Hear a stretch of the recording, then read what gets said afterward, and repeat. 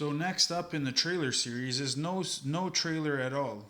And you're gonna say, what is this guy talking about? What do you mean no trailer at all? Well, what I mean is power only moves. What is a power only move? A power only move is when you need only power or only the truck portion of the truck and trailer combination to pick up a trailer to move it from one location to another.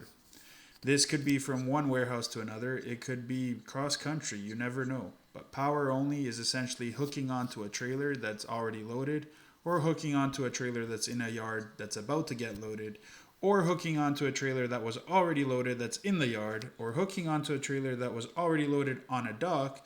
Wait for that green light before you start going away from the shipper. Um, so that would be your power only. I like power only moves, but keep in mind that you will have to sign trailer interchange agreements in order to move those trailers. Risk mitigation at its finest. So in terms of power only moves. So if you do power only, God bless you. I love them, and I love to see customers ask me for power only moves, especially when they're expedited in nature, because that's my niche. So you need a power only move, you just ask me, and it's a done deal. So there you have it, power only. It is a powerful, powerful way to move freight.